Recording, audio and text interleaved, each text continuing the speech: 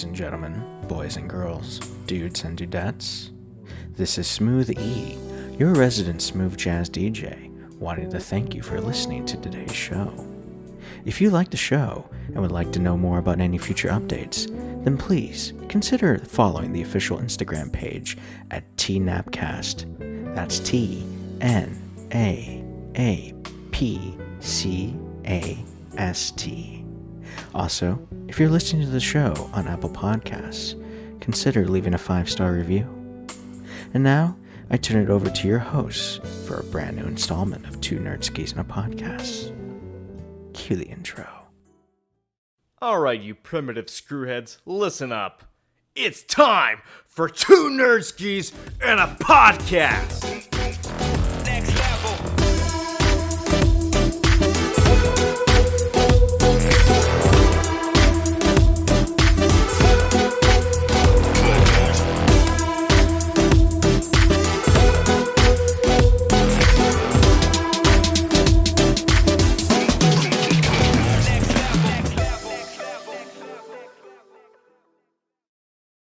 Ladies and gentlemen, welcome back to the Two NerdSkis and a Podcast.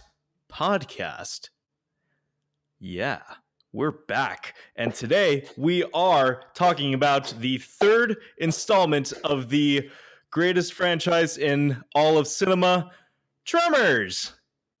That wasn't too bad. That's right. Tremors 3, Back to Perfection. With Michael Gross this time taking the lead role as the one and only Burt Gummer, front and center. And this time, they're going back to perfection. Like the title. I believe that's twice or 3 times you've mentioned that already. By the way, well done on the redemption of the introduction, by the way. Stumbled a little bit, but that was pretty good. That was pretty good. By the way, did you know they go back to perfection? So that's 4 times now. You've mentioned that in a minute and 6 seconds and counting. Well, you know what? The audience, I feel, cannot be deprived of this invaluable information of the fact that they go back to perfection. And that's number 5. Okay, we can start a drinking game with this. Anyone listening, take a shot anytime Jeff says back to perfection, or just the word perfection. Back to perfection, and they're dead. I'm sorry.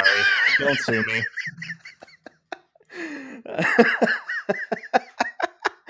Oh, man. Do Eric. It was his idea. I have audio proof. You backstabbing son of a bitch. Well, anyways, that was the end of our episode. Join us. That was easy. Yeah, but yes, we are back to Tremors, our long series. Let me try that again.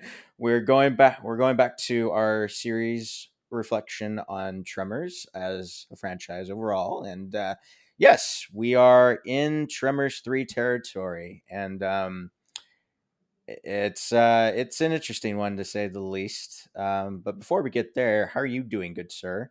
I'm doing pretty good, man. Doing pretty damn good. Let's see here. I mean, I just watched Burt Gummer blow up graboids and shriekers and ass blasters, so I'm quite fantastic. It's one of those things that just uplifts your spirit. Yeah, well, I spent the majority of the day. I went to work, and then had a short day, and then after work, I fell asleep.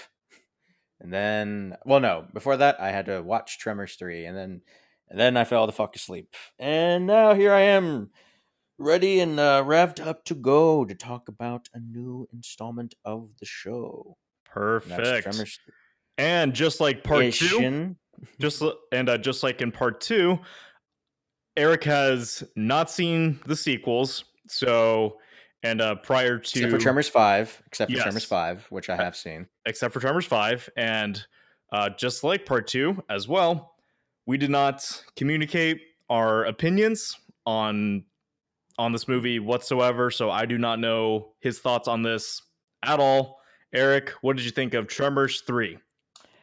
Okay, so Here's okay. I just want to preface this right now. I can kind of see a sliding scale going down. That's not to say there aren't good things in Tremors 3, because I think there are plenty of good things in there, but I'll be honest with you, it didn't really pick up for me until maybe halfway through the second act, and then um, all the way to the third act. That's not to say there were good moments leading up to it, but I was kind of, I mean, I paid it was I don't know. It was kind of another. It was kind of a letdown, to be honest. That so it was near perfection, I guess, or close to perfection, and that's the worst pun or joke I've done so far today. Oh, don't worry, there'll be more. Uh, I will say though, the way this movie opens up with Burt Gummer and a beret, a red that beret, that and opening scene military is art. fatigues was great, and then the way he destroys all those shriekers with a giant Gatling gun was pretty fucking awesome. I laughed my ass off the entire time, but I love the um, fact that all throughout that he's just like giggling like an excited child. oh yeah, yeah, he's oh yeah, he's in his element. Like he's full on into it. He's just like, yeah, let's do this. Yeah! And Nothing. Okay, not like Macho Man Randy Savage. Like, oh yeah. that would have been amazing. Oh my god. Imagine that's how like Spider Man would have gone out. It's like, oh yeah, I'm gonna bring you down. And Bonesaw! Bonesaw. That reminds, dude. I remember 4th of July 2016. Or was it 4th of July 2016? I just know we were with our friend Reese, and we had a whole bunch of us, and like all you guys the entire time would be like, Bonesaw Is ready. Ah man, that meme will not just die down. What are Well, you doing up there? Staying away from you for 3 minutes? That's funny. Did your mom dress you up like that? I mean, let's be honest. The every frame of that trilogy is a meme, Yes, and unfortunately it's so. all the That's better not to for it. say that's not to say that the Sam Raimi Spider-Man trilogy isn't bad. It's one of the greatest superhero trilogies ever made. Oh, A lot of I people, love those a movies lot to of death. people, a lot of people will say that that Spider-Man 3 completely sucks ass. Um, But then Amazing Spider-Man came out. um, I wasn't gonna go there. What I was gonna say though is that um, you will find two people here in this podcast who will acknowledge the faults of Spider-Man 3, but we'll be like, nah, dude, we enjoy the fuck out of that movie. Now take on this. In all seriousness, no. Am I still right? Am I still right to think that you still really enjoy that movie? Well, how about we save that for a future episode? So that's going to be a yes, and yeah, we will talk about the Sam Spider-Man at some point. But okay, yes, back to perfection. Oh my God, there Ha! goes me. I literally walked Y'all into better be that taking one, another did shot. I? But anyways, Jeff. Yes. So I was kind of, yeah. So I wasn't like a huge fan of this one. I did. There were definitely moments in there that I really enjoyed, but I don't know. For me, I had so much fun watching the first two. I feel like once I mean, don't get me wrong. I think Michael Gross is great, and he carries the prod. He's carried the franchise for like 7 movies, but and a TV show. But I don't know.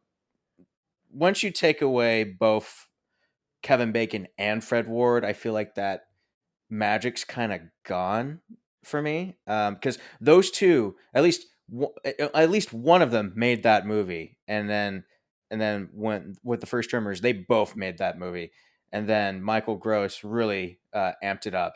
But with Michael Gross now just in the front, I mean, don't get me wrong. Like I said, I still think he carries it very well, and he this is his franchise. But I don't know. I feel like you're really missing the magic between Val and Earl. But then again, that's just me. Yeah, no, I definitely do agree on that. Because even with because the first movie you have that amazing camaraderie between Val and Earl, and Bert Mhm. was basically just a side character that had an amazing scene with Reba McEntire. You all know what the scene I'm talking about. You're Um, brooking the wrong goddamn raccoon. exactly, and then even in Tremors 2, you're able to see uh, you're able to see Earl take the spotlight that time around, and it was kind of interesting to see his perspective on everything. Kind of see that he to see that he had all the success off the events of the first movie and then blew it away, and and that made for a pretty interesting character dynamic. And but when it comes to the third movie, don't get me wrong, I love Michael Gross. He is amazing in this role, and just watching him in this movie, you can tell he's having a blast playing this character. But I do kind of agree that uh, the magic is a little bit gone, and it's not for a lack of trying, Oh because no, for sure. They are everyone is trying their asses off. Like even like the new character Jack, who I wasn't like the biggest fan of, at least you can tell like there's some charm to him. I'm like there are moments I'm like, all right, you're good in my book, but for me, I again, you're missing that magic formula of a good buddy relationship.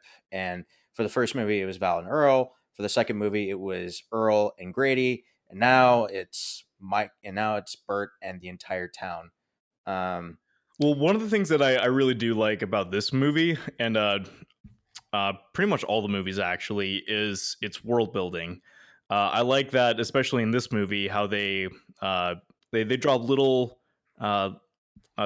references to past characters.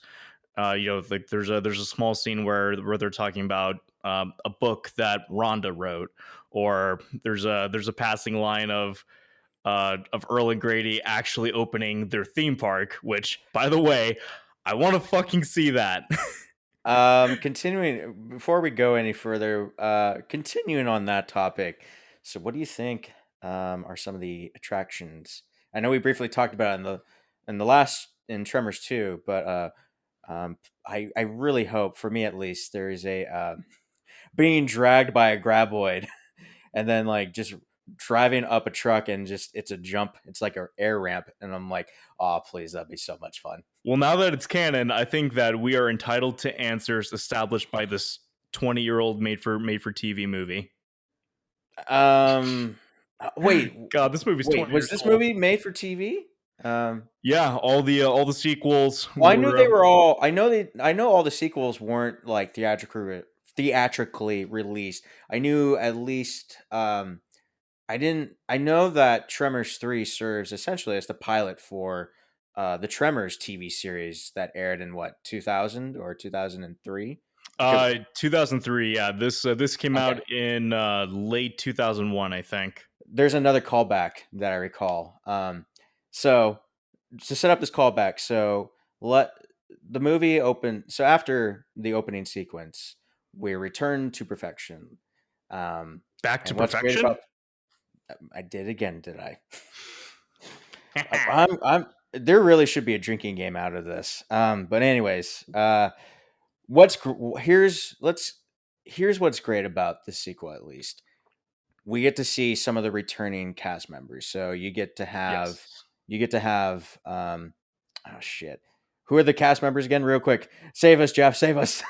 So Tony Gennaro, if I'm remembering his last name, who played Miguel in the original movie, he comes back. You have Charlotte Stewart, who played Nancy, and you have Ariana Richards coming back as Mindy, who got hot. And And real quickly, for those who are unaware, yes, that's Lexi from Jurassic Park. yes, yes, she is. And How would have thought that like she'd be a part of like two like major monster films? Like what an interesting childhood. right, exactly. Like first she went. Which one did she do first? Was it Tremor she did first, and then Jurassic Park? Yes. Yeah, she went from like she went from like underground giant worms to like run away from raptors and T-Rexes. It- That's a bold step, and especially in budget too. And then she went back to Tremors 3. by But the way, my point still stands. by the way, side note, I really hope she, both her, Lex and Timmy, y'all better come back For for Joseph, for Joseph Mazzello, he's also. little Timmy. He'll always be little Timmy. It's funny. The last time I saw him was in Bohemian Rhapsody. I didn't even realize that was him. But yeah, he plays John Deacon, the bassist of Queen in the movie. Obviously, that cast is overshadowed by Rami Malek as Freddie Mercury, but that's a discussion for another time. But yeah, Yeah, I remember the first time I saw him, like, oh shit, that's little Timmy. I forgot. Lex and He's Timmy better make an appearance in the next Jurassic World. If you're gonna stroke the nostalgia boner even more by bringing back Dr. Grant, Dr. Sattler, I mean, for one, I'm totally cool with. But Jurassic World was pretty trash. It has not held up well. We'll get to that someday. Fallen Kingdom is a very, very, very, very, very stupid movie, and if so, my expectations for the third one not super high, but you know what? If you're gonna like bring back all these great characters from my childhood, just make it complete, man. Get Lex and Timmy in there. Get Julianne Moore back. Fuck it. Bring Vince Vaughn back. Whatever. Just Timmy. go for it. Okay, yeah. I threw a South Park reference in there. We'll definitely save Jurassic Park for another time. Anyways, God, those are not. we keep getting sidetracked. Well, that's okay, but that's expected when the two of us are at least in conversation. But there is one other returning cast member, and that's what's his name? Melvin. Yeah, Robert Jane is Melvin Plug. No offense to you, John. No offense to you, Robert, but you play a real dick in this movie. I love that Melvin turned out to be a sleazy land land developer. Like that's perfect. And just his rivalry with Bird just continues into adulthood. Well, I just find that that's hilarious. another element of this movie I really actually enjoyed a lot. Was that not only do we have the graboids and the shriekers and the new evolution, the ass blasters. We'll get into the ass blasters, but we actually finally have people as dicks for a change. Because for the most part, all the human characters have been pretty, likable. They're all like in this together. They're trying to like figure it out. This is the first time where like you actually have humans who are like, nah, fuck you, this is what we want to do with the graboids. And you're like, fuck off. We're going to kill them one by one. Stop ruining our fun. There is and then Melvin is one of those people. Fucking Melvin. I have here in my notes, Melvin is still a dick. Yeah, I've here in my notes. Let's see here. Or actually, it's pretty much what I just said. Melvin being a sleazy land developer is just hilarious. Wouldn't it make sense that like he went from like living in a small town to like make pretty much going from rags to riches? Like he seems like that kind of sleazeball kind of character. He really does. And while we're on the topic for characters, what do you think of some of the new characters? So the first character I would like to discuss is Walter Chang's niece, Jody. So that's played by Susan Chung, I believe is how you say her name, or at Yes, least her last name. I thought she was cool. I liked her. She I has liked her. she has some of my favorite lines in this movie, or some of my favorite moments. So I want to save at least one of those moments for later. But I thought she's very much like Walter. Like she's very much she is more business orientated than Walter was. Let me just put it that way. Very much like I'm going to franchise the fuck out of this. Like I'm going to get my own stock into the Graboid brand or whatnot. Like this is my little piece of the fucking pie, if you know what I mean. Yeah, she's entertaining. She's got she's kind of a smart ass, kind of, to be honest. Yeah, and Um, I like that she actually participates in a lot of the action too, and they actually give her a decent amount of scenes to actually kick some ass, and she does she does have quite a few lines that she delivers very well, and she yeah, at certain points, like she's just straight up funny. Like so, No, I agree. I mean, one of my favorite moments is okay. So it's the moment I was going to say for later, but so when they're being chased by the graboids in the junkyard, right? And like the way she like finds herself in like a shipping container, right? And she accidentally knocks over some gasoline. She escapes through the window of the tank. The ass blaster stuck inside. She locks it up, and as the ass blaster is about to like ramp up, she's like, "Yeah," and then blows the fuck up. She's like, "Yeah, I got that one." that little smirk she gives, that's great. No, Oh yeah, yeah. exactly. But yeah, she's like, "Oh yeah." I'm like, "Fuck yeah, I like you." Okay, by the way, I want every fucking souvenir that's in her store. I want those Graboid comics. I want those can coolers. I want that little Graboid tentacle tongue puppet. I want all that shit. I saw that Dark Horse made the comics, so I kind of wonder. I wish those were real. I really do. So so okay, well, no, I know that, but so I do have a question for you then. Was there an actual Tremors comic, or There wasn't. uh so I imagine. Dark Horse just did that for the film? Okay. Yeah, I imagine they just approached them and said, "Hey, can we just do this as a joke?" Yeah, go for it. Mhm. And yet actually, speaking of merchandise, Hold on. Is it what I think you're going to say? Because I want to say this. I have here in my notes. Even Jody has a Graboid arcade cabinet. which we don't get to see any gameplay of. I I want to what? know. You dick teased us with that arcade cabinet twice. How did we say initially how like the gameplay is, like what we think are in our minds how the Oh yeah, gameplay like is? I mean I just picture like a side scrolling adventure of Val and Earl running through the desert, and then maybe another level you have to pole vault from one rock to another. Oh, so it's kind of like that. What was that? Oh God, what's that one game? No, not is it Pitfall? The Um, Atari uh, game. yeah, it's like that old Atari game, except like it's an 8-bit graboid just jumping out of the ground, and you have to jump over it. So do you remember in the last Tremors episode we did, and I mentioned that that there was actually a video game that was ultimately Mhm. canceled?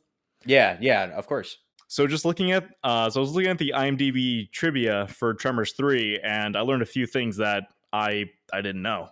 Oh, really? Okay, I want to hear this. Let's see here. Let's see. So it was going to be a heavy open map sandbox style gameplay, and let's see. It was going to be released in December of 2003 for PS2, Xbox, GameCube, PC. Let's see, but it was shut down in the summer of 2003. But the interesting part is little is known about the game except actors Michael Gross, Frank Welker, Keith David, and Sean Christian, who plays Jack in the movie, Right, right. all completed all completed voice acting. And Really? I So I had you no had the idea. voice of Goliath in there, and you also had Frank Welker, one of the most accomplished voice actors to have ever worked in this business. Like a part of he probably, I mean, knowing Frank Welker, because not only has he voiced like classic characters such as Scooby Doo, Megatron, and Fred, and just a whole bunch of characters. He's also done a lot of sound effects. Mhm. And then to have that with Keith David, that heavy voice Dude, of Keith Keith David's David. awesome. Oh, Keith David is such a fucking such a fucking beast of an actor. I Did mean, you ever like, see They Live? of course, surprisingly, no. Dude, That's awesome. That is on my go list, but go watch that movie. It's amazing. I know that the fight he has with Roddy Piper is considered one of the best fights in all of It's cinema. amazing. Doesn't it But go yeah, on so for like 10 minutes? yeah, dude, it's insane. And but the so it's like the more I learn about this game, the more pissed off I get because You're God, right, I would have totally played that. right. And so by the so looking at timeline of events, So the series debuted in early 2003. If this was going to come out right in late December, it would have come out just in time for the premiere of Tremors 4, which I think came out like very beginning of January Says of yeah, 2000. 2004. Yeah, So man, that sucks that we damn, never dude, got this. and I mean, and it's the fact that we almost had a Tremors game and have Michael Gross do Mhm. so that kind of blows my mind in a way, because it's like there's uh there's possible gameplay footage and now confirmed voice work of Michael Gross as Burt Gummer that has never been released. So Mhm. that always makes me really curious what that game would have been like. I hope someday someone leaks some test footage or something. Would be great. I mean, I know there is some still footage out there. There's some still footage out there, at least of some of the 3D models Yeah, of. there's that Burt Gummer 3D model, Yeah, and he which looks way more muscular than Michael Gross ever was. which I'm totally fine with. Oh, I know you are. I'm not totally surprised at that at all. Of course Go you with that would. mustache, hell yeah. Side note: I mentioned in the Tremors 2 episode, or installment, that I had started playing Maneater, or had downloaded Maneater, which was like that Josh Unleashed kind of like um, remake, if you will. Except like you could mutate the bull shark, so it's a bull shark who swims in both fresh water and salt water. Because you fight alligators and barracudas and sperm whales and orcas and shit and great whites, as well as like hunters. And I have to say that's one of the bloodiest fun times I've had. And the game is like so. The way the game is structured, like it's Maneater is supposed to be like this Discovery Channel esque shark show, and it's narrated by Chris Parnell, who is, as everyone knows, is one of the cast members of SNL for a time, and he's also the voice. Oh God, what the heck? He's Cyril Figgis in Archer. If anyone is wondering where you've heard this voice, but he offers some really entertaining narration in the game. So yeah, if anyone wants to play Maneater, you just want to go around just eating like people and fighting orcas and alligators. This is your game. Like it's a ton of fun. Dude, imagine a new Tremors game with that exact style of gameplay. Like you just play as a graboid, and Do you get to it's mutate into a shrieker and then that an would be ass blaster cool. and That then would be restart the awesome. cycle and then And then restart the cycle all over again? and you get to go into like some nearby surrounding towns and just Mhm. wreak havoc. That'd be, oh my god, I want that game. We're Someone getting a make little that bit game. ahead of ourselves there with the ass blasters, but so let's go back to the characters.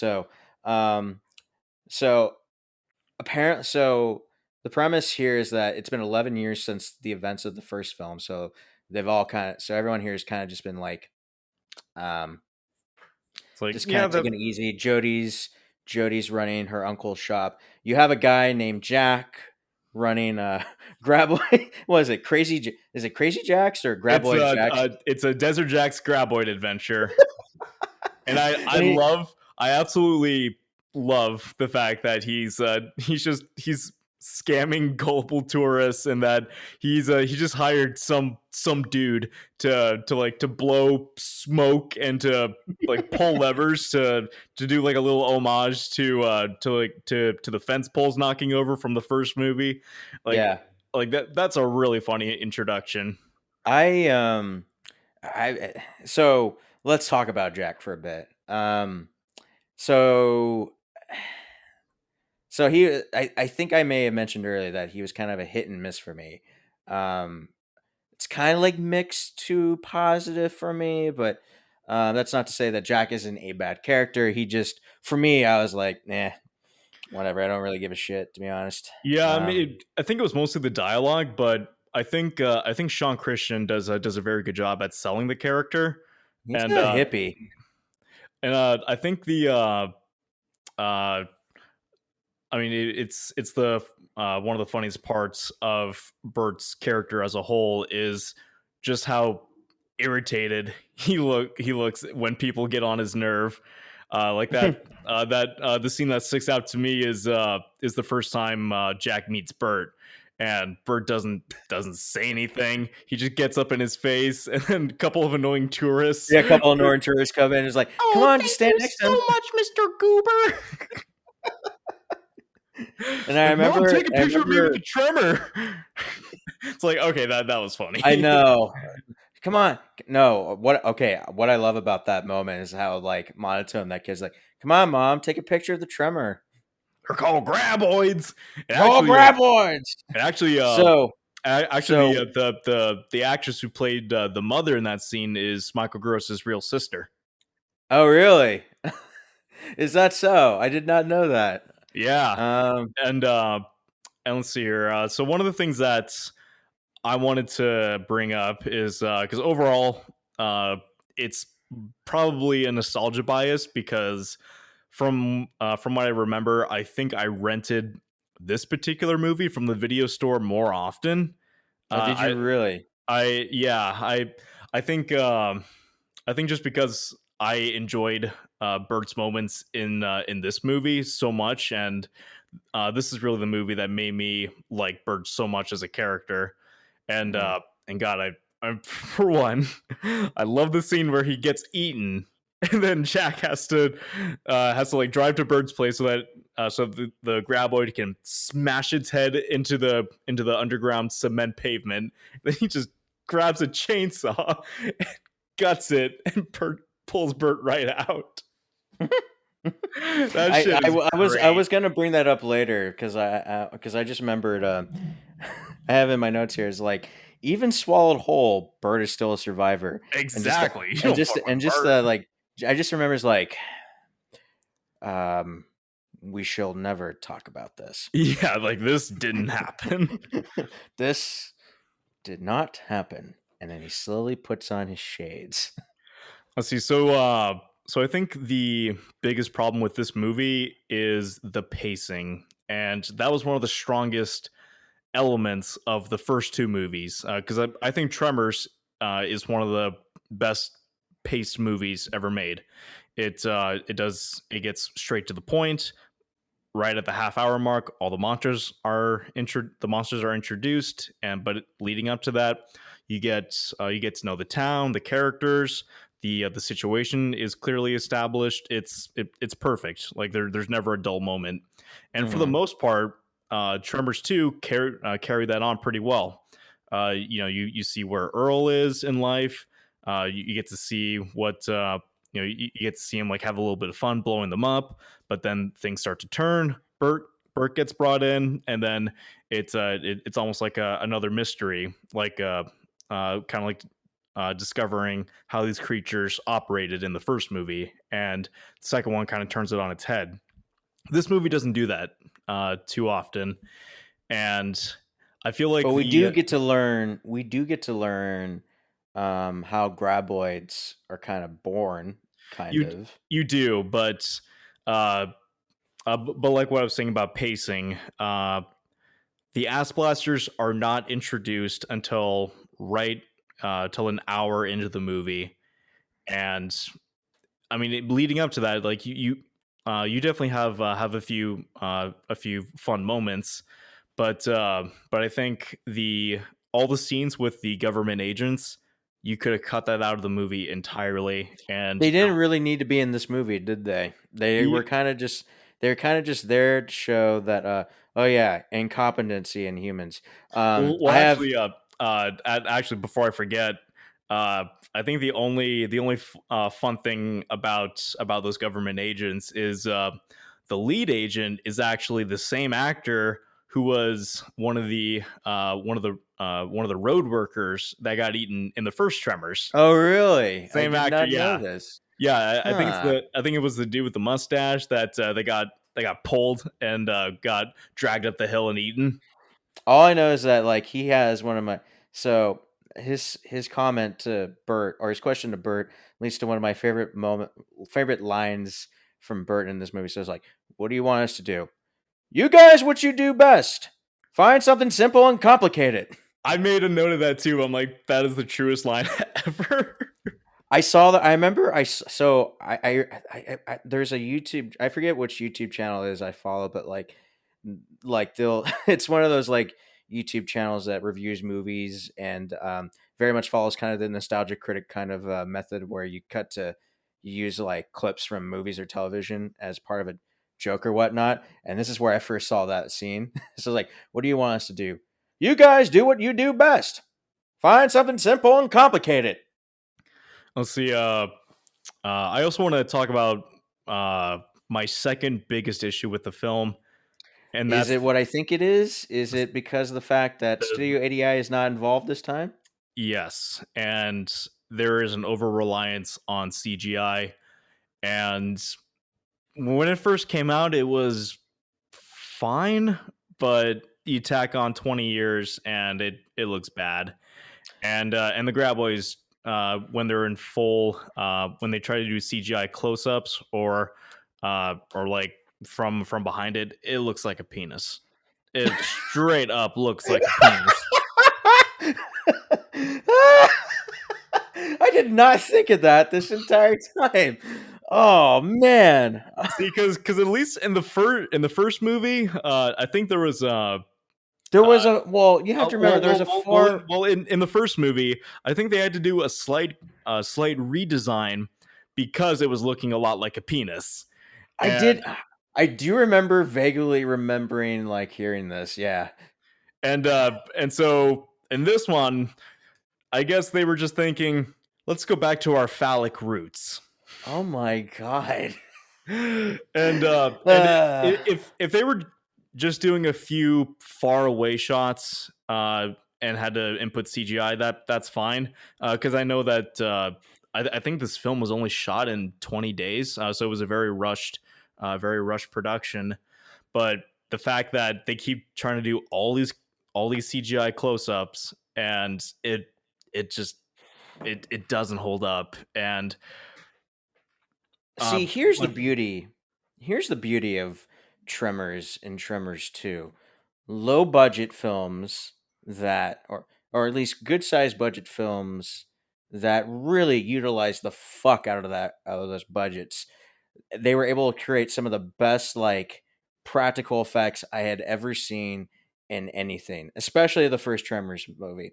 Second movie, yes, they did use CGI, but there was far more reliance on practicals, especially when it came to the Shriekers. Because I remember when the Shriekers like sense infrared sensors come up and I see the fucking disgusting brains. I'm like, oh god, it's gross. And well then in when they give birth to like oh another yeah, like they just puke shrieker. that little fucker They out. just peek out another peeker. I'm like, oh Jesus Christ, that's disgustingly good. Well, I And then think in defense of because I know we criticized the CGI in Tremors 2, mhm. but in defense of that, they only used it when it was absolutely needed.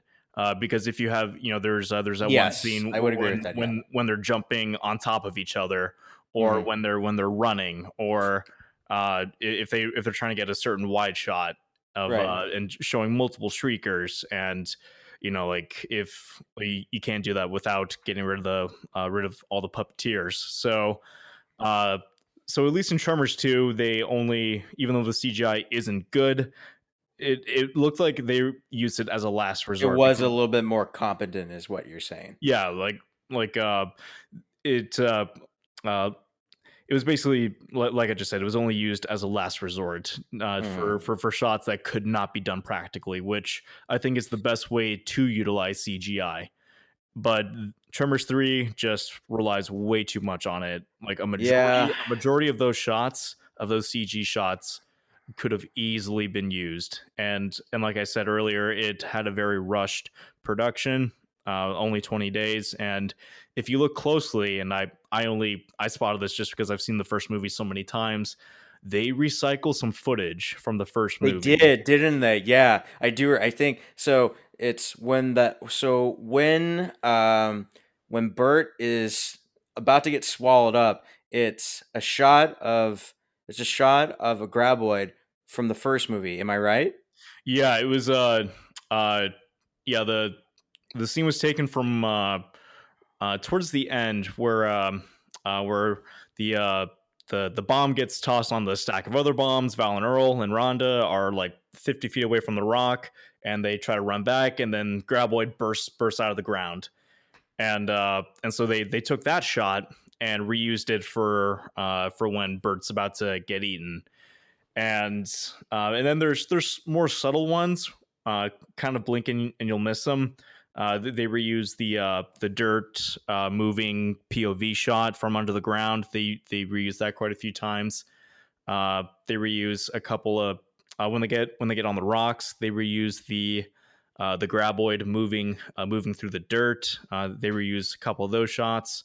So I mean, it's not as blatant as something like Godzilla's Revenge, for example, where pretty much all the monster scenes in that movie are just recycled from other Godzilla movies. You could say that So about any Gamera movie too. Yeah, I agree. yeah, exactly. So there's if you're going to reuse shots, whether just due to no time or limited budget, then just be quick with it. But if you're really paying attention, then it's one of those things that you can't unsee. Mhm. Yeah, I really think that the budget is one of the reasons why this movie was more of a step down for me because the Actually, I budget think really shows. Tremors 2 had a smaller budget. Yes, but they knew how to use that budget effectively. Yes, yes, they did, and I don't know if Here, that's it is blatantly like clear that quality has gone down a bit. For example, they didn't go back to the original location for perfection. They went somewhere in California. Well, well, they went to a different location in California because the movie was originally the first one was shot in California, right? yeah. First film was shot in Lone Pine, California. That did not look like Lone Pine, California in this picture. It didn't. I mean, it did its job. I think location wise, they did fine, but um, But you and me, we know the difference. Yeah. exactly. It's the little things that add up. You lying sons of bitches. So, 1 out of 10. No, I'm kidding. so what'd you think of the ass blasters? All right, so the ass blasters. Who would have thought that the way that they fly is that they build up some gas, some like inner gasoline or nitrogen or whatnot up in their ass, and they explode So flying into the air. That is a translation, they fart. they fart fiery gas, and that's how they propel themselves into the air, which is great. I will say so. We did talk about CGI, but there are some pretty good practical effects in here. Yeah, when they do use practical effects, it's pretty well done. I think the graboid practical is a little off. I mean, when Bert's getting swallowed, it looks very good right there. But when Jack's assistant gets swallowed up, or actually, before I forget, one scene that I made a note of this and everything. You remember that scene where was his name Buford? I think was his name. So he rolls into town and Mindy's like doing laundry or something, and he pulls up. He's probably like 20 feet away from her. He pulls out his binoculars and starts staring at her ass. It's like, dude, I might can you have. not I'll be see? honest. I probably zoned out for a moment there, so I don't really recall that moment. I'm sorry. It was I don't know why I laughed my ass off when I saw it. Cause I'm like, what is your logic behind this? Then again, like puberty did pretty well for Ariana Richards. So I will give her that much. Can I just um, so I mean, Mindy wasn't much of a character in the first movie. Here, she's a bitch, but when she's not a bitch, she's actually not too shabby or whatnot. At Yeah, least that's the yeah, impression I got. they're trying to portray as the angsty teenager. I mean, probably not full on angst, but definitely trying to portray the rebellious teenager She type. does not look like a teenager. She looks like someone in her like mid 20s tops. which she probably was. She probably was. Well, here's what I did like. I love how like so when the graboids first return, she immediately recognizes what's going on. She's like, "Don't make a sound." And like Yes. she instead of like freaking the fuck out and like having PTSD, she's like, "Okay, this is what you do. Don't make a sound. Stay where you are." She immediately like knows what to do. She makes noise. She like throws some. She has like Jack throw like his keys, and she tells him like get to a rock, get to the rock, get to the rock, get to the rock, I, and then like she's like she has, even though she's kind of a stuck up bitch or whatnot, she at least knows what the hell she's doing. Like her experience like has made her a little better as a oh yeah, result, just the and way how she handles the graboid. I do like that that with every returning character, they all get something to do. Mm-hmm. It's not like one of the great reunions of movie history. You know, it's one of those things. It's uh, one of those kind of things where you're just kind of thinking, it's cool to see you again. I'm glad you're here. One of my favorite lines is when the ass blaster attacks Nancy and Mindy, and like they lock him. And so like I like how like Mindy like heats up a ham and then throws it at the ass blaster. And She heated it up in like 15 seconds. I'm pretty I sure. know that's not how it works, but that's besides the point. But like she throws it away towards the ass blaster, and then like she and her mom hide in the ice closet. Uh That's not huh. what you call it. But I remember she's like, "I'm not stupid, mom." She's like, "She's like, Mindy, I never thought you were done." It's like, oh, It's like, sure. just, Charlotte Stewart is just she's a lovely lady. wasn't she in something else? Wasn't she like something else before this movie? I mean, before Tremors. Oh, that's right. She was. You've never seen Eraserhead, have you? I have not seen Eraserhead. So that's like that's like one of David Lynch's like most well known movies. It's like amongst his first films. Like she was in that. I think she was in Eraserhead. And I barely remember watching Eraserhead because all I remember was that weird baby looking creature or whatnot. Fuck. Eraserhead's a weird movie, folks. But that's David Lynch for you, and I've seen at least a couple episodes of the first season of Twin Peaks. So just be prepared with David Lynch. That's all I'm gonna say on that matter. Anyways, back to the topic at hand. So back to the ass blasters. Here's what I like. We get to explore, like as I mentioned earlier, we get to explore more of how graboids come to be. So it seems like ass blasters are kind of first ish. They're also the last stage. So What came because first, the graboid or the egg? that's a good question, isn't it? It's the ever long question. But essentially, an ass blaster searches for a nearby town or whatnot. When they eat food, they get tired, and maybe that's when they like develop the eggs and they lay their eggs, and then those eggs become the graboids. And then when the graboids, start to become shriekers, they molt. And then as Fred Ward says, like, well, whatever it was, sure wasn't a butterfly that came out of there. Um, and then and then and then it looks like another evolution takes place because a shrieker will shed their skin, if you will, and like they become elongated. They look more like one weird giant longer chicken with like weird flapping wings, um and as we said earlier, it farts fiery gas to fly. um I'm sure that's not technically what they're supposed to be called, but I just love how Jody's the one who comes up with it. How about ass blasters? Yeah, I'm gonna go with ass blasters. That's a great moment. And see, and I will say, I love the scene where they finally get to Bert's house, and as soon as Bert says, "Oh, my house is completely graboid proof," and then No, Jody asks, like, before you "Is go there, before you go there, like remember how like Nancy tells him like we fed it and it fell to sleep. It's like, you mean we left the universe and its irony alone? He's like, he just looks so defeated because like what he should have done to defeat the Ice Blaster was just feed it to sleep. Instead, he had to abandon his arsenal, and it's about to blow the fuck up. And as I think you were probably going to say, Jeff, he's like, and it should reach the stockpile and the fire and the ammo right about now. Boom! And there it goes. I'm a masterpiece of self-destruction. Michael Gross is wonderful in this movie. I can't stress that enough. It definitely reminds me of the ending of Tremors 2, where he's just going like, how much C4 did you just leave in there? It's gonna be like, big. It's gonna be big. Go.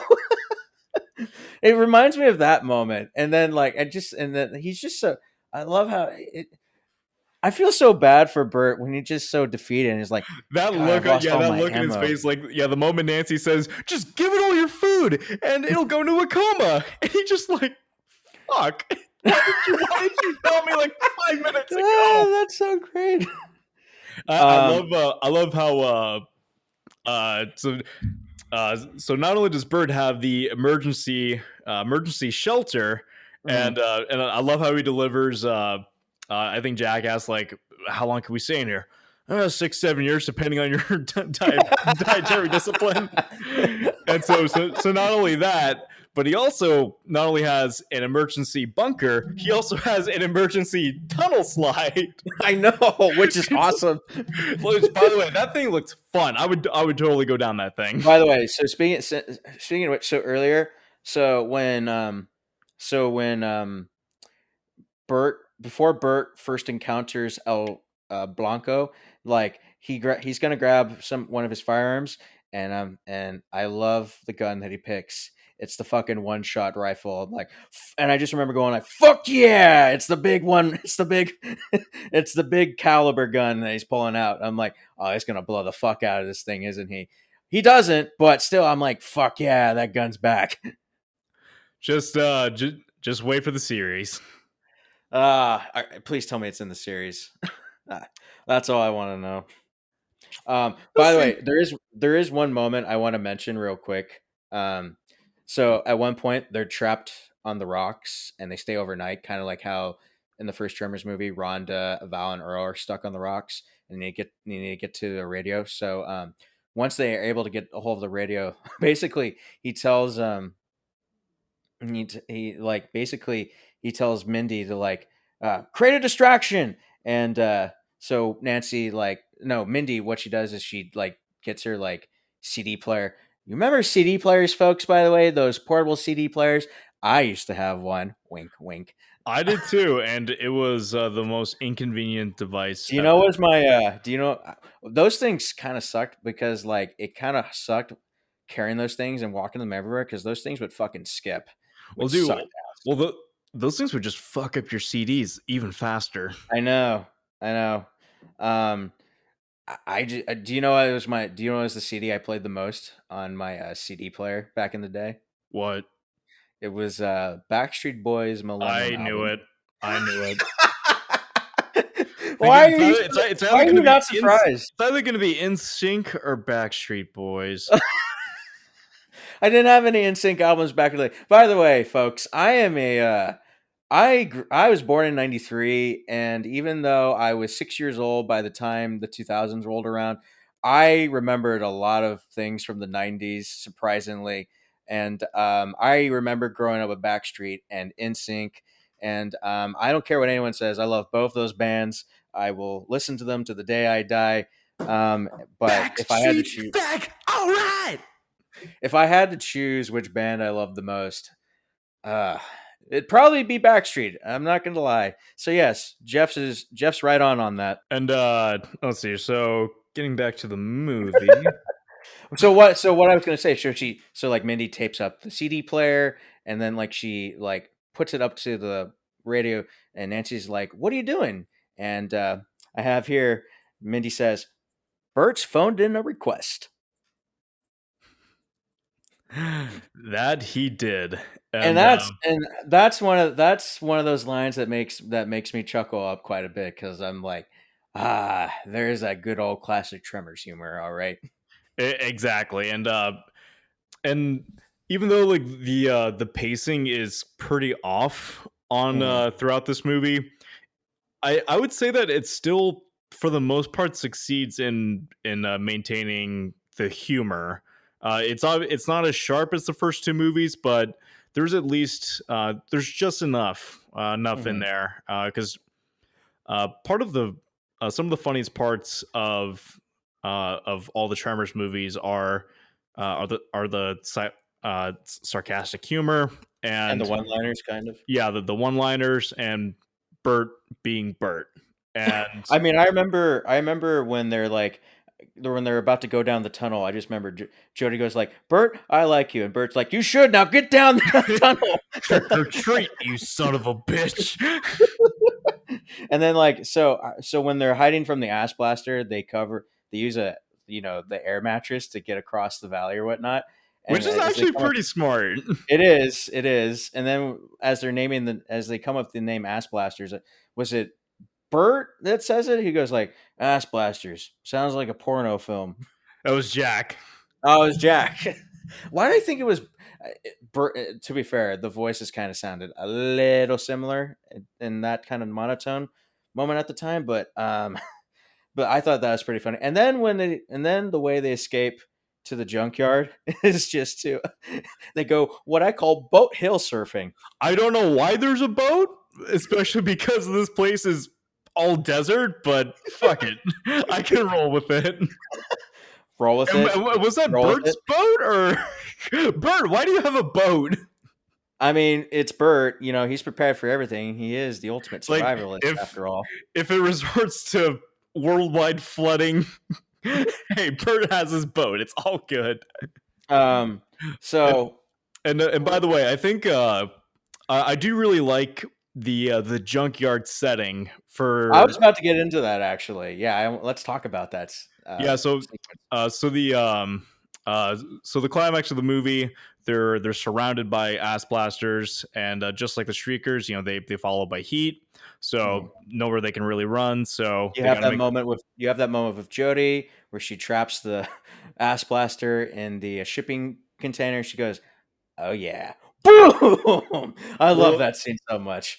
well, uh, and so they don't have any guns, they no ammo, nothing. So what they have to end up doing is basically uh, uh, scavenge the yard and try to Mhm. find different bits and pieces to make like a flaming arrow gun, basically. Which and so that little sequence where it's just like a little cat and mouse game where they're trying to make sure they're not detected by the ass blasters. It's a fun little scene, and I think it definitely takes advantage of its location.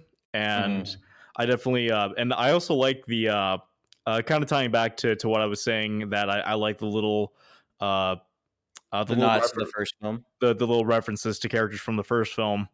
The uh, Bert gets a little thing of liquor, which was hidden in Nestor's old trailer, and I think that's kind of what I like about these early movies more than the recent ones, is that all these movies uh, were written from the ground up by the same people, and I just like when little moments like that occur. It kind of just tells me that uh, the people at Stampede Entertainment really cared about the world that they were building, and whenever they could attribute past characters or events to kind of keep a continuity moving forward, even if it's not always shown. Like they're always acknowledging these past characters. So just little touches like that, like I've always appreciated. I had to think about that for a second. Is Nestor the one who unfortunately gets on a tire and then he's dragged Yes, down? that's him. Yep, that's what I figured. I have here in my so the way they kill the ass blasters, at least the last three is or the last two, is that they create essentially a giant flaming potato gun, kind of, It's a or potato gun. it's a potato gun, and then and then after they build it, it's like, well, Bert, where's your lighter? He's like, how do you know I have a lighter? Well, You're Bert Gummer. you're Bert. Damn right I am. He pulls it out. Again, He just pulls Michael it out, Gross and it's is so great. Michael Gross is so goddamn good in this movie. I do have here in my notes though, real quickly, as they're building the potato gun, they just go Bert MacGyver Gummer. That's amazing. Because he's so, I mean, think about it. He's a survivalist. Of course, he's going to find ways to like come up with some stuff on the spot, especially tools like this. So the way they kill the final ass blaster is pretty ingenious, actually. So before we actually get there, do you want to talk about El Blanco for a second? Sure. So El Blanco is essentially going to be the future graboid that's featured in the TV show that comes out 3 years after this movie, in 2004. Or no, 2000. No, is it 2000? No, 2003 is when the TV show came out. So never Yeah, mind, 2 Tremors years 4 later. came out in 2004. So, El Blanco, unfortunately, is an entirely CGI graboid. He's like one of my major issues, and it's just so apparent. There's a couple practical shots, but definitely not enough. No, I agree, but I do like that there's a rare graboid out there that's completely albino. Gives it a gives it a very unique characteristic to it. So the entire time that they're looking for the other graboids and shriekers and ass blasters, they've been chased around by this giant albino graboid. And at the junkyard, they finally figure out how the graboid has been tracking him for so long. And it's because Bert, from his excursion at the very beginning of the movie, got a very nice watch that apparently runs on ultrasonic sounds. And that is what draws El Blanco to come after him this entire time. So how it works is, at one point, so El Blanco tilts the trailer they're in, uh, causes Bert to be trapped in in a mattress with springs and stuff, so he can't get out. He's stuck, and so unfortunately, there's one final ass blaster they have to take care of.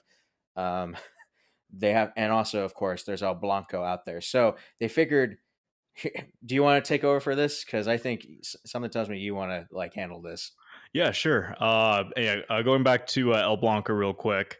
Uh, I think the way that they set up the TV series is pretty interesting because they say right off the bat that hey, he is not going to he's not going to evolve. So he's basically sterile, and so that'll be relevant a little bit later. But so during the climax, after Bert is stuck, Jack takes the watch. He's running around, trying to give Jody enough time to get Bert free. And once that final ass blaster shows up, Jack has to try to run back while El Blanco is hot on his trail. So Jack has to just get one lucky throw in there. Takes the tape off his pants that Mindy stuck on there earlier, which I think is which it kind of reminds me of those smaller moments in the first movie where it's like a little passing moment that has a small subtle setup, but it pays off later. I think the one of the prime examples from the first movie is Walter Chang's malfunctioning freezer that keeps making a lot of noise when it starts to crap out, I and didn't think about that, honestly. and later on when it starts malfunctioning again, that's what actually leads to Walter's death. And so this time around, Mindy just has a passing comment of I think she was supposed to fix Jack's pants, and she just says, Mom, it's a total statement. People like Jack and I know that. And and so Jack rips the tape off and wraps her watch around on it, throws it at the ass blaster, and that leads the ass blaster right to or that leads the graboid right to eating the ass blaster. So I think so even though it's a flawed script, I think it has smaller moments like that where it definitely retains some of the stronger elements of the first movie. Hmm. Yeah, but for sure, I didn't. I'll be honest. I didn't really pick up on that. That's I just thought that was just a smart way to get rid of the ass blaster, was get good old El Blanco to take care of it. So, anyways, how this movie ends is so everything's back to normal. The ass blaster that Mindy and Nancy is now on display and is stuck in a cage, and they're monetizing the fuck out of it, which is great. And they sell it to Siegfried and Roy. Yeah, yeah, they do. They get. It looks like Jack and Jody are interested in each other, which disappoints Mindy because Mindy's like, of course he's in. Okay. Of course it's older men. By the Or way, older women. that the way Jack delivers or like his little flirt towards Jody, because they earlier they had a scene on the rocks where they're talking about clouds, and you know he's trying to come onto her a little bit, but she's not having it. And then later when you know Jack's all like, "Oh, got nice clouds out here. Oh, I can see the clouds from here. Yeah, but these are the good ones. You sly motherfucker." And then it worked. Yeah, it does, because she's like, "Hey, it's okay if I tag along." He's like, "Yeah, come on in, come on." And they ride in his little like tourist truck and whatnot. And then here's how so this is a callback to the second film. So the way they attract the graboids is like they get remote controlled RC cars, just like or remote RC trucks, and just like drive around, and that's how they attract the graboid.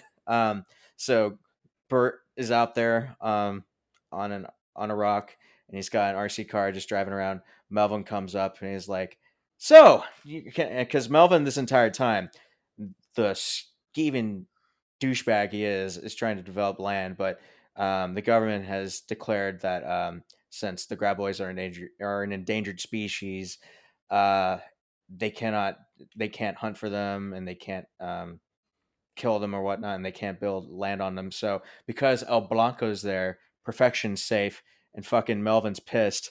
But what I love is that fucking Bert's the one who has the last laugh. He just like he gets El Blanco to show up, and he gets Melvin stuck on the rock, and it just laughs the fuck away, driving away. And Melvin's like, "You son of a bitch! You deranged right wing bitch! I hate you!" You know what? That's a great way to end a movie for sure. Because Melvin's such a fucking dick. No offense to you, dude. By the way, didn't you tell me that Robert Jane like has a bar? Yes, in Sherman Oaks? From what I've heard, yeah, Robert Jane owns a bar. I think it's a sports bar. So one day, if assuming shit goes back to normal, I want to go to that bar, and if he's there, I just want to look him right in the eye and say, "Melvin." That's beautiful. Okay, and by the way, like I'm only bringing this up because I have no idea when this would ever come up again. Do you know about the Land of the Lost series from the 90s? I think I do. So They go like Land of the Lost, Land of the Lost. Yeah, there were. So there was a one from the 70s and one. I think that lasted for 3 seasons. Yeah, I definitely remember one from like the 90s. Because I remember, I think there were toys made for it. There were, and I know that the son had a really big attraction on the cave girl. Yes, yes, okay, he did. That's the one. All right. And so there's so there's an episode where a time portal opens up, and out comes a knight from King Arthur, and and that knight is played by Robert Jane. No way. And he's putting on this super cheesy British accent. Oh, and I grew up with this show, but I never knew it was him. And the moment, because I like when lockdown was first going on, I'm like, fuck it, I'm gonna binge old TV shows from my youth. So I got to Land of the Lost. When I got to that episode and he showed up, I lauged my fucking ass off. I'm gonna send you that episode, by the way. I want to see watching. But I mean, his accent can't be as bad as Keanu Reeves and Dracula though. Just you wait. And again, Robert James, this is nothing. This is not a dig at you, man. I don't know. I don't know if You anything seem can like top. you seem like an awesome dude. I don't know, man. Nothing can ever top Keanu Reeves going like, "I've seen many strange things already. Bloody wolves chasing me through some blue inferno." I've actually never seen Bram Stoker's Dracula, Have but you never really? Oh my god. it's one of those movies Ah. I've always wanted to because it looks interesting, but the only clips I've seen are So fucking Keanu Reeves. Keanu Reeves aside, it's actually kind of a really tragic. It's a good tragedy in the sense that like it follows the Bram Stoker the original novel pretty closely or a little it takes some novelties, but it follows the at least the original lore a little closely. They established that Dracula in that movie is Vlad the Impaler himself. Um, Oh, cool. yeah, because I mean, essentially, Vlad the Impaler is supposed to be the inspiration for Dracula, but that's besides the point. But yeah, um, I mean, Gary Oldman gives like an incredible performance, and then I mean, Winona Ryder, even though she doesn't have the best accent, at least it's better than Keanu Reeves.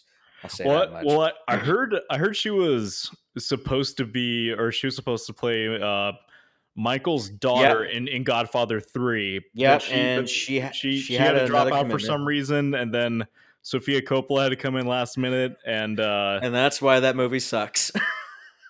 I've never seen it, and I don't care.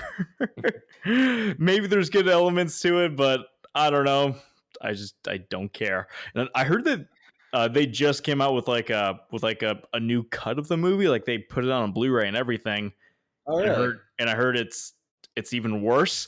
Oh, really? Oh, shit. That's not good. If Coppola just, I think he was saying like this is my definitive cut, which it kind of intrigued me at first. So you released a turd. So you released a newer version of a turd, and it's an even bigger turd. That's great. So I guess like the comparison I would make is uh you take a shit and it's smelly and gross, but after a while the smell goes away and you forget about it. But then you come back and you decide to take an even nastier shit next to the old shit, and you're like, "Oh my god, this is worse. Why would you do that?" That's my analogy. Reminds me of the way Chris Stugman described the very first 50 Shades of Grey. I don't remember the exact words, but it's like you can film you can take a night you can take a film camera, you find a pile of rat shit, and you film the rat shit, and you make it look nice and great. It's you make it look as beautiful and as engaging as ever, and great cinematography, but it's still rat shit. 50 Shades of Grey. Yeah, because I actually remember when that movie came out. I was working at a movie theater. It was like a movie theater restaurant hybrid kind of place, and so when I was running food, I would always catch bits and pieces of all the new movies, and of course I kept going in, or like the way it was always timed when the food would go out is when all the sex scenes were going on, and I would hear all these middle-aged moms like start to quietly moan, and Oh it was no. the nastiest No. shit ever. It was fucking gross. Oh, that's fucking gross, dude. I don't know how I feel anymore about it after this. So anyways, So back to Tremors. yeah, I was just gonna say, so overall, how I feel. So for me, the budget definitely shows. Like they were working with a much smaller budget this time around. It definitely feels more. It feels definitely more of a direct-to-video film in this case compared to Tremors 2. Yeah, Tremors 2 That's not to definitely. say there are some. They're not. That's not to say there aren't some great moments in there. There's some great one-liners. There's some great character bits.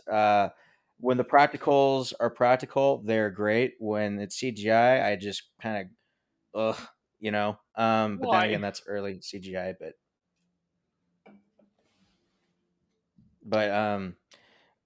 yeah, it's overall for me. I think Tremors 3 is kind of a mixed bag for me. Yeah, I would. So taking the nostalgia out of it and just looking at the movie as a whole, it's okay. It's not downright awful. It kind of strikes a fair balance of doing just enough positive to make the experience worthwhile, to where you feel like you didn't waste your time while watching it. But the flaws are still there, and it drags it down quite a bit compared to the first two movies. Because I mean, Tremors 1 is lightning in a bottle. It's a pretty much perfect movie for the type of movie that it was set out to be.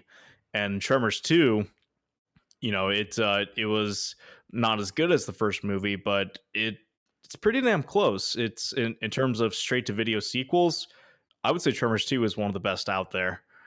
And in Tremors 3, it's a step below for sure, but it uh, like you were saying, when they do have the practical effects, it looks just fine.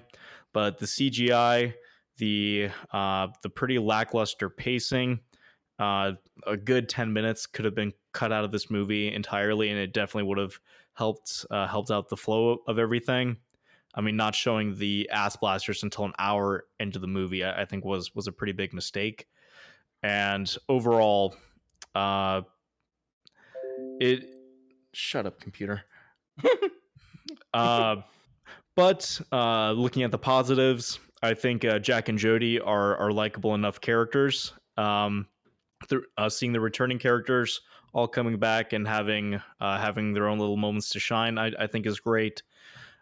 Bird has some amazing lines and moments in this movie, and even though I think Bird has the best lines in Tremors 2, I think he has some of the best moments in Tremors 3 for sure. So Michael Gross is terrific as always, and he's definitely he definitely carries this movie to the finish line, and you can tell that he's putting 100% into this character. Yeah, I agree. As like I said, Tremors 3 overall a mixed bag, but definitely some good moments in there for sure. There's one, by the way, there's one line that I forgot to mention that I'm surprised you did not bring up. So like when they're talking on the walkie and like Jack, can I ask you a question? Yeah, Bert. Is your head up your ass for the warmth? Oh my god, I totally forgot to write that down. Ah, man. Well, Yeah, that's Tremors 3.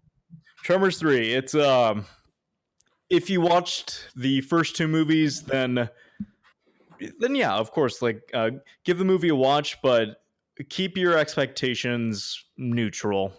I think you'll find just enough positives to make the experience worthwhile.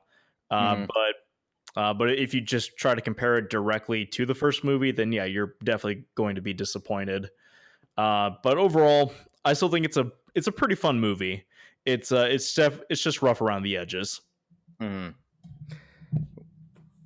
Well, I guess that'll do it for this installment of the show. I want to thank you all for listening to the show today. Follow us on all our socials. We did just launch our Instagram page. Yes, we And did. we are now not just on Spotify, but we're now on Apple Music. So if you don't have Spotify, but you do have Apple, go ahead and give us a follow there for sure. So in the meantime, though, stick around for the next installment. I'm not even sure what we're going to do for the next installment. I haven't actually thought about that far ahead yet, but we'll see you then. Otherwise, thanks for listening to Two NerdSkis and a Podcast. This is Eric. This is Jeff. And stay shiny, people. Have a good one. Next level.